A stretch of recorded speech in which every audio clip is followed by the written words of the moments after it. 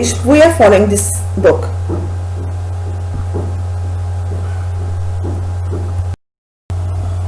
This is the index, and today we are going to read The Wise Caliph. The Wise Caliph. The Wise Caliph. The Caliph Harun Rashid was known and respected for his justice and wisdom. At night, he would disguise himself as a common man and go through the streets of Baghdad. He would mingle with the common people in order to gain first-hand knowledge of their difficulties and problems.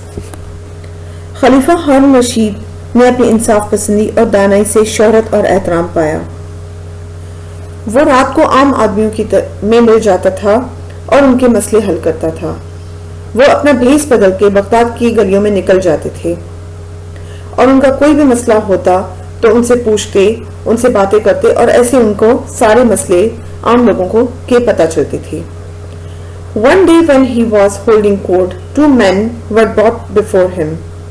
One of them was well dressed and appeared to be well-to-do, respectable citizen, while the other seemed to be a beggar because he was in rags. एक दिन वो जब अपना court चला रहे थे तो दो आदमी उसके सामने आए। उनमें से एक अच्छे कपड़े पहने हुआ था और लग रहा था कि एक इज्जतदार शहरी है, और दूसरा जो है वो गदागर नजर आ रहा था और फटे पुराने कपड़ों में था। These two men were holding between them a beautiful white horse. ये दोनों आदमी एक इंतहाई खूबसूरत घोड़ा पकड़े हुए थे। The Qazi approached the Caliph and said to him, काजी खलीफा की तरफ आया और उसने कहा, O leader of faithful, I have brought before you a dispute which I could not settle. It is difficult case, but I am certain that with your knowledge and wisdom you will pronounce a just decision. ऐ अमीर अल मोमिनीन, मैं आपके सामने एक मसला लाया हूँ, उसको मुझे पता है आप अपनी अकल और समझदारी से हल कर देंगे, लेकिन ये मसला मुझसे हल नहीं होता। What is a dispute? asked the Caliph. झगड़ा क्या है? खलीफा ने कहा। These two men here are fighting over this horse. ये दोनों आदमी इस घोड़े के ऊपर झगड़ा कर रहे हैं। Each one of them claims and swears that this horse is his. दोनों आदमी ये कह रहे हैं कि घोड़ा मेरा है। Step forward, the Caliph ordered the well-dressed man, and let's hear what you have to say. आगे आओ, खलीफा ने कहा उस अच्छे कपड़े पहने हुए आदमी को कि देखते हैं तुम क्या कहते हो। The man said to Caliph, उस आदमी ने खलीफा से कहा, O leader of the faithful, I beg to believe me that whatever I say in your presence shall be the truth. एक खलीफा मोमिनीन, मैं आपसे इल्तिजा करता हूँ कि मैं जो कुछ भी कहूँ उसको सच माना जाए। This morning, आज सुबह, when I was riding to the city, I saw this beggar limping along ahead to me. जैसे ही मैं शहर की तरफ आ रहा था, मैंने इस फकीर को देखा लंगड़ाते हुए मेरी तरफ आया। On hearing the sound of my horse hoof, he turned round and motioned to me to stop. मेरे घोड़े के पैरों की आवाज सुन के वो मेरी तरफ मुड़ा और आया, कहा कि रुक जाओ। I pulled the reins of my horse. He begged me to give him a ride up to the city gate. मैंने अपने घोड़े का लगाम खींचा और इसने मुझे कहा कि मेहरबानी करके मुझे शहर के दरवाजे तक छोड़ा जाए। He was lame, वो लंगड़ा था। I felt sorry for him, मुझे दुख हुआ इसकी इस हालत पे। So I pulled him up behind me on the horse, और मैंने इसको खींच के अपने घोड़े के ऊपर बिठा दिया। When we reached the city gate, I stopped and turned round to help him get down. जैसे ही मैं शहर के दरवाजे तक पहुंचा तो मैंने घोड़ा रोका और उसको कहा कि नीचे उतर जाओ। He refused to dismount. I was puzzled and gently told him to get down because we had reached the city gate. इसने घोड़े से उतरने से इनकार कर दिया। मैंने इसको समझाया, लेकिन मैं परेशान था कि आखिर ये इसे क्यों कह रहा है, हालांकि हम शहर के दरवाजे तक पहुंच चुके थे। He said, "Why should I get down?" इसने कहा, मैं क्यों उतरूं? I gave you a ride and now you want to rob me. Of my horse, और उसने मुझे कहा कि मैं क्यों उतरूं, तुम मेरा घोड़ा मुझसे छीनना चाहते हो। Then the beggar limped forward and said, उसी में वो फकीर आगे बढ़ा लंगड़ाते हुए, और leader of the factful, you are the helper and guardian of the people, poor people, O मीरल मोमिनीन, आप मददगार हो और संभालते हो गरीब लोगों को। You are a wise and just caliph, आप एक समझदार खलीफा हो। Have pity on me and save me from the cruelty and justice of this rich man, मुझ पे रहम खाओ और इस अमीर आदमी की जुल्म से मुझे बचाओ। I can swear that this horse belongs to me, मैं कसम खाता हूं ये घोड़ा मेरा है। You must be thinking like everybody else in the court, how a beggar like me can afford to buy and keep such a fine horse. आपको भी यही लगता होगा जैसे यहाँ पे मौजूद दूसरे लोगों को लगता है कि मुझ जैसा फकीर इतना अच्छा घोड़ा कैसे रख सकता है। It is because of this horse that I am in rags. अगर मैं आज इन फटे पुराने कपड़े में हूँ तो इसकी वजह सिर्फ ये घोड़ा है। Whatever money I had, I spend on this horse. मेरे पास जितना भी पैसा होता है मैं इस घोड़े पे खर्च कर देता हूँ। I noticed this man walking along the road. मैंने इस आदमी को नोटिस किया कि रोड की साइड पे चलता हुआ आ रहा है। When I came close to him, he stopped me and requested to lend him my horse, for he was in a great hurry to reach the city. इसने मुझसे इल्तिजा की और कहा कि रुक जाओ, अपने घोड़े को रोको। मुझे लग रहा था कि ये बहुत जल्दी में है शहर पहुंचने के लिए। Of course, I could not lend my horse to a complete stranger. सारी बातें मैं एक किसी अजनबी को अपना घोड़ा नहीं दे सकता था। Could I? Instead, I let him ride my horse while I sat behind him. इसे मैंने बेहतर समझा कि मैं इसको अपने घोड़े पे बिठा लूं अपने साथ। As we reached the city gate, जैसे हम शहर के दरवाजे तक पहुंचे, he asked me to get down and leave the horse to him. इसने मुझे कहा कि नीचे उतर जाओ और ये घोड़ा मेरे हवाले कर दो। Such a fine horse should not belong to a beggar. इतना बेहतरीन घोड़ा किसी फकीर का हो ही नहीं सकता। He said, उसने कहा, Now be off and don't you mention it to anyone. अब नीचे उतर जाओ और ये बात किसी को बताने की जरूरत नहीं। And even if you do, अगर तुमने किया भी तो nobody is going to believe you. कोई भी तुम पे यकीन करेगा नहीं करेगा। Now, sir, I beg you to save me from this robber and restore to me what is my own.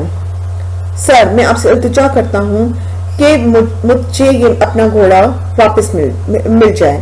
I think this case is not very difficult to decide, said the caliph to the qazi. मुझे नहीं लगता कि ये case इतना कोई मुश्किल है। खलीफा ने काजी को कहा, I shall decide it in a minute. मैं इसको 1 मिनट में हल कर सकता हूँ। Tell these men to place their hands on the horse one by one. Let the beggar first. ऐसा करो कि इन दोनों आदमियों को कहो कि घोड़े पे एक एक करके हाथ रखें, लेकिन पहले फकीर को कहो कि आगे बढ़े। When the beggar touched the horse, it winced as if it did not like the touch of his hand. जैसे ही उस फकीर ने घोड़े पे हाथ रखा तो वो एकदम से उसने जुर्जरी ली, गोया उसको उसका हाथ लगाना पसंद नहीं आया। But at the touch of the rich man's hand, the horse snorted and neighed with pleasure. लेकिन अमीर आदमी के छूने पर घोड़े ने नथनों से आवाज निकाली और खुशी से हनहनाने लगा। This horse belonged to him, pronounced the caliph. Give the horse to its master. ये घोड़ा इस अमीर की मिल्कियत है। खलीफा ने फैसला सुना दिया, घोड़ा मालिक के हवाले कर दिया जाए। Then the caliph turned to the beggar and said, उसके बाद खलीफा फकीर की तरफ मुड़ा और कहा, You are a liar and wicked man. तुम बदमाश हो, झूठे हो। You try to rob an honest and respectable citizen. तुमने एक शरीफ और मोअज़्ज़ज़ शहरी को ठगने की कोशिश की है। You deserve severe punishment, but I shall be merciful. तुम सख्त सजा के मुस्तजब हो, लेकिन मैं you beg forgiveness if this time gentleman here, अगर मैं तुम्हें माफ करता हूँ अगर तुमने इस gentleman से अभी माफी मांगी. The rich man readily forgave the beggar and feeling sorry for him, अमीर आदमी ने उसी वक्त उस फकीर को माफ कर दिया और उसको दुख हुआ उसकी इस हालत पे. Took out his purse and gave him a handful of gold coins, उसने अपना बटवा निकाला और मुट्ठी भर के सोने के अशरफियों को की उसको दी. This noble action of the rich man pleased everybody in the court. अमीर के इस शरीफाना फ़ैल से दरबार में मौजूद हर शख्स खुश हो गया. Now exercise questions. Comprehension. यहाँ पे आपको आपके सवालों के जवाब मिलेंगे. What was Caliph Harun Rashid known and respected for? खलीफा हारून रशीद किस वजह से जाने जाते थे? खलीफा हारून रशीद अपनी अकल और दाने की वजह से जाने जाते थे. Why did he go through the streets of Baghdad at night? वो बगदाद की सड़कों पे रात को क्यों निकलते थे?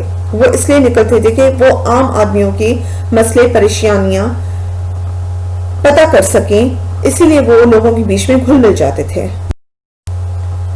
अब सवाल number 3, question number 3. What did the qazi say to the caliph? काजी ने खलीफा को क्या कहा? तो काजी ने खलीफा को कहा कि मैं ये मसला आपके सामने लाया हूं जो कि मैं हल नहीं कर पा रहा. आप अपनी अकल और दानाई से मेहरबानी करके इसका फैसला दें. What was the dispute between the rich man and the beggar? अमीर आदमी और उस बेगर के बीच में, फकीर के बीच में मसला क्या था? मसला ये था कि एक खूबसूरत घोड़ा था. फकीर कहता था कि वो मेरा है और वो अमीर आदमी कहता था कि ये मेरा है. ये था इन दोनों के बीच में मसला. अब है सवाल नंबर 5, question number 5. What did the rich man tell the caliph? अमीर आदमी ने खलीफा से क्या कहा? अमीर आदमी ने खलीफा से कहा कि मैं ये जो बात अभी कहता हूं वो मेहरबानी करके उस पर यकीन किया जाए. जब मैं गुजर रहा था अपने घोड़े पे तो ये फकीर लंगड़ाता हुआ मेरे सामने से गुजर रहा था. इसने मुझे आवाज लगाई, मेरे घोड़ों की चाप सुनते ही आवाज लगाई मुझे और रुकने के लिए कहा. मैंने जैसे ही अपना घोड़ा रोका, हुआ ये कि इसने कहा कि मुझे अपने घोड़े पे बिठाओ. मैंने बिठा दिया, लेकिन जैसे हम शहर के दरवाजे तक पहुंचे तो इसने उतरने से इनकार कर दिया और कहा कि ये घोड़ा मेरा है.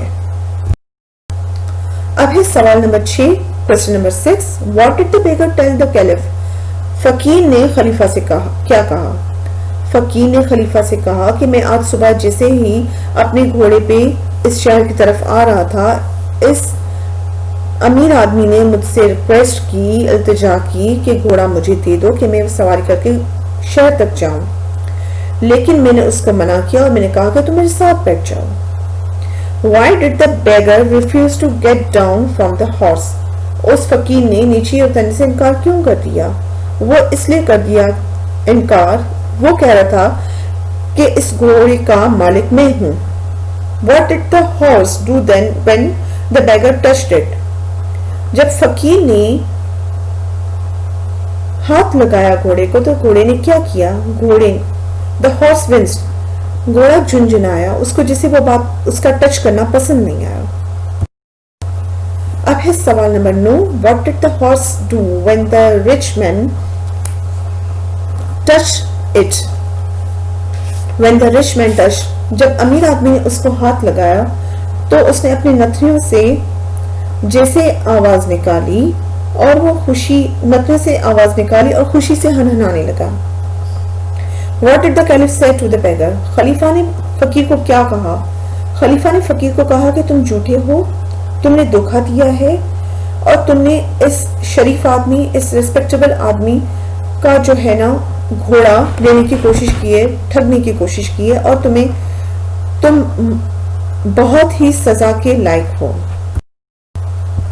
अच्छा, यहाँ पे exercise B. Learn the spelling of the following words from the lesson and use 10 of them in your own words. यहाँ पे आप कोशिश करें, यहाँ पे इस स्लाइड पे आप देखेंगे 7 है वर्ड्स हमने यहाँ पे यूज किए हैं, लेकिन कोशिश करें आप खुद अपने वर्ड्स में इनको यूज करें. पहला है afford, दूसरा है winced, तीसरा है claim, fourth one is puzzled, fifth one is pronounce, six disguise, seven डिस्पाउंड। यहाँ पे है कुछ और जुमले हमने बना दिए हैं, वर्ड्स आपको मैं बता देती हूँ। Number 8 is dispute, number 9 is land, number 10 is limb, number 11 is motion, number 12 is neath, 13 is snowed, 14th is swear. कोशिश करें आप अपने जुमले बनाएं, और कहीं पे समझ में ना आए तो आप यहाँ पे दे सकते हो। अब ये exercise B, by using this words given below and changing the form when necessary complete the following sentence। यहाँ पे ग्रामर यूज हुई है, यहाँ पे past tense यूज हुआ है, present है, continuous tense है। आप देख सकते हो वर्ड्स क्या क्या है, crowd, limb, utter, disguise, claim, motion, gallop। तो यहाँ पे इनको आप जुमलों में अलग अलग जगह पे जहाँ पर फील करते हो कि कौन सा फॉर्म आना चाहिए, आपकी समझ के हिसाब से वहां पे यूज करो। लेकिन पहले आप अपना टेक्स्ट बुक खोलोगे, वहां पे आप देखोगे, अपना रफली उसको लिखोगे, फिर यहाँ से आप टैली करोगे कि आपने सही किया या नहीं किया। ये बाकी जो पीछे रहते थे यहाँ पे वो वर्ड्स लिखे हुए हैं, उनके फॉर्म चेंज करके। Number 8, number 9, 10, 11, 12, 13, 14। जी अब है exercise C, complete the following sentences by using suitable phrases from the list given below in their form। यहाँ पे phrases कौन कौन से हैं, be off, put up, fight over, fight for, feel sorry for, well to do, well off, feel ashamed of। ये भी आपको पहले आप अपनी टेक्स्ट बुक में एक्सरसाइज खोलें, उस पे जहाँ पे आप समझते हो कि यहाँ पे ये फ्रेज आना चाहिए वहां पे लगाएं, उसके बाद आप जो है यहाँ पे आप टैली कर सकते हो। आधे पिछली वाली स्लाइड पे थे और आधे यहाँ पे हैं। टोटल नंबर है 13। अच्छा जी, अब है D, exercise D, make nouns from the verb given below and use both noun and verbs in sentences of your own words. यहाँ पे आपको सारे वर्ब्स मिलेंगे, bag, live, land, believe, please, speak, और यहाँ पे है सारे noun, begging, life, loan, believe, pleasure, gift, speech. आगे चलते हैं। ये है exercise E, complete the following sentences by using the correct form of the verbs placed in brackets at the end of each sentence। आप tally कर लें text, ये देखें जी, ये है D, composition, describe the 10 sentences the dispute between the rich man and the beggar. 10 जुमले लिखने हैं आपको, सेंटेंसेस बनाने हैं। अमीर आदमी और उसके बेगर के बीच में मसला क्या था, किसकी बात के ऊपर झगड़ा था। आप 10 जुमले लिखेंगे, वो जुमले लिख के सेंटेंसेस बना के आप हमें ईमेल करेंगे याद से। हम देखना चाहते हैं कि हमने जो आपके लिए लेसन रेडी किया है कि आपको समझ में आया, नहीं आया, आपको कितना पसंद आया। कमेंट बॉक्स में कमेंट जरूर दीजिएगा। और अब ये 10 सेंटेंसेस आप याद से हमें ईमेल करेंगे कि आपने कैसा समझा, कैसा लिखा, और जो भी मसला हो आप हमारे व्हाट्सएप नंबर पे मैसेज कर सकते हो, वरना ईमेल करके आप हमसे पूछ सकते हो।